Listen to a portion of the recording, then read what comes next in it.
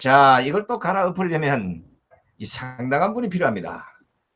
여러분 아마 방송을 보시면 단순 뉴스보다는 카메라 출동 짱짱짱짱 이러면 뭔가 가서 엄청난 뭔가를 끄집어내서 여러분에게 들려줄 듯한 아직도 그 영상이 우리 머릿속에 남아있습니다.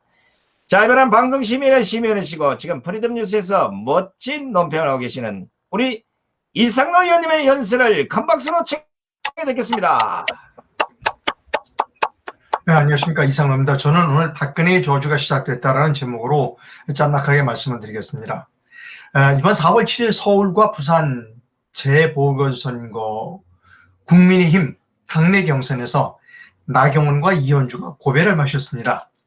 이 두 사람의 공통점은 첫째, 여성이라는 점입니다.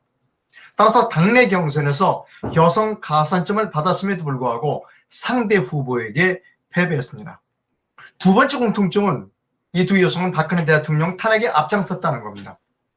나경원은 집 안에서, 이현주는 집 바깥에서 박근혜 대통령을 거짓으로 음해하여 탄핵시키는 데 각각 1등 공신이었습니다.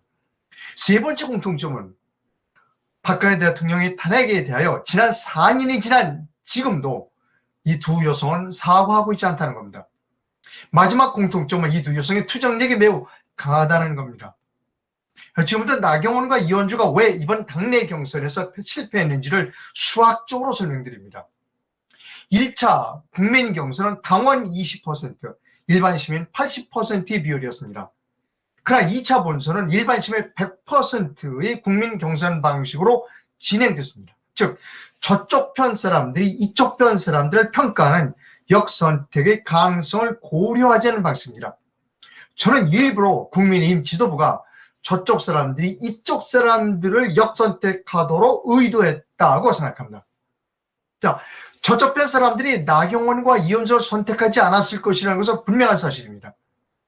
저쪽 편 사람들은 전투력이 강한 나경원과 이현주보다는 상대적으로 전투력이 약한 오세훈과 박형준을 더 선호할 것은 당연합니다. 그렇다면 나경원과 이현주가 표를 얻어야 할 것은 어디일까요? 저쪽이 아닌 바로 이쪽 편 사람들이라는 겁니다. 그러나 이쪽 편 사람들은 둘로 나눠져 있습니다. 이쪽 편 사람들을 둘로 가르는 기준점은 탄핵입니다. 나경원과 이현주는 박근혜 대통령 탄핵에 큰 책임이 있는 사람들입니다. 즉, 이쪽 편 사람들 중에는 나경원과 이현주를 도저히 용서할 수 없는 분노한 사람들이 상당히 많다는 것입니다. 탄핵에 가담한 정치인들은 그동안 암묵적으로 이 분노한 사람들을 애써서 외면해왔습니다. 때로는 분노한 다수를 극우라는 단어를 써가면서 공격했습니다.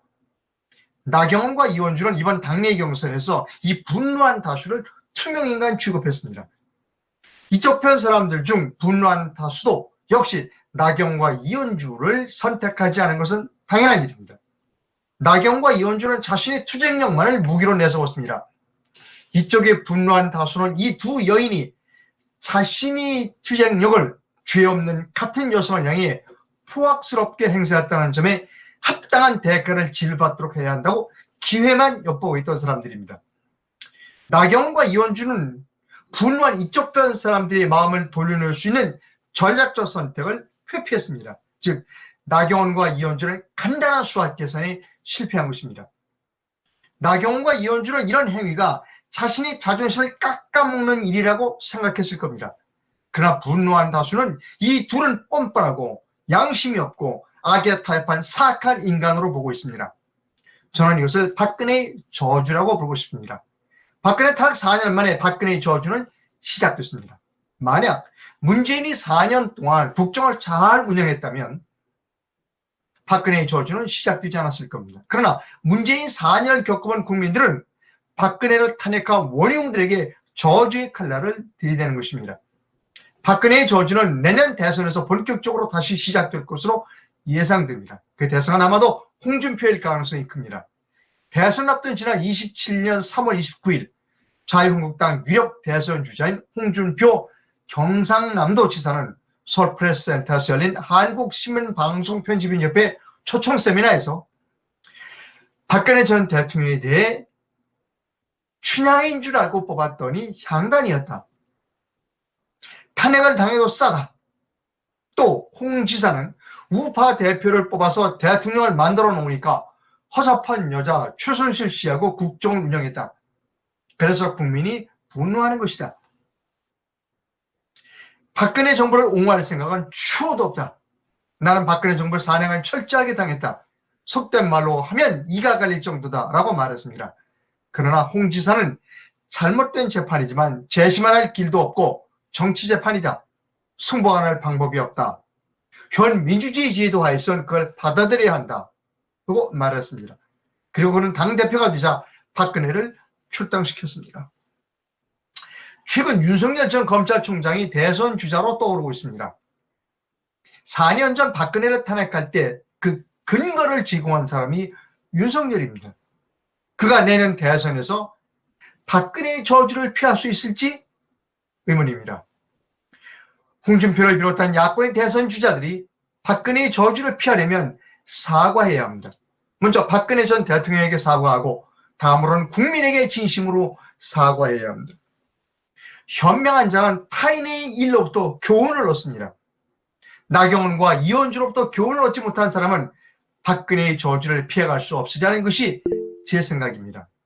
그 사과의 시점은 바로 박근혜 탄핵 4주년인 2021년 3월 10일 전후가 가장 바람직합니다. 참고로 다음번 대선은 2022년 3월 9일에 시행됩니다. 대통령 당선인은 하루 뒤인 3월 10일 날 결정됩니다. 즉 박근혜 탄핵 5주년인 3월 10일 날 새로운 대통령이 탄생되는 겁니다. 이만 줄이겠습니다. 감사합니다.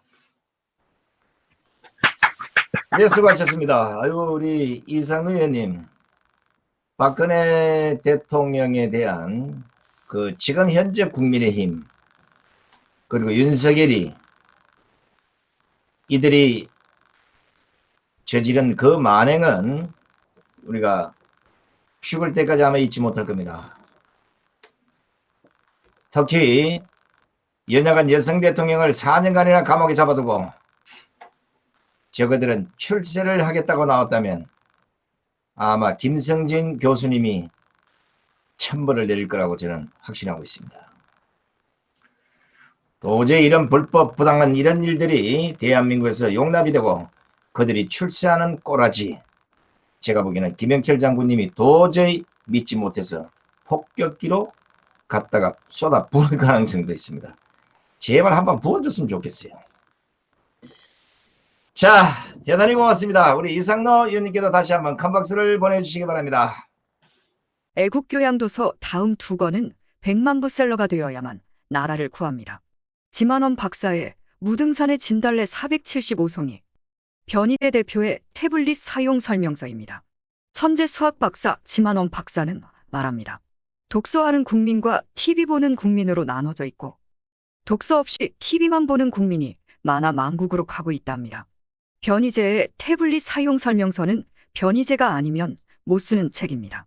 배신자, 국민 속이는 자, 범인을 잡을 검사가 증거를 조작, 인멸하는 자, 실명 모두 실명으로 고발하고 있습니다. 태블릿 사용 설명서, 책을 읽지 않고서는 국민 자격이 없다고 감히 말씀드립니다. 꼭 사서 읽어야 나라를 살립니다.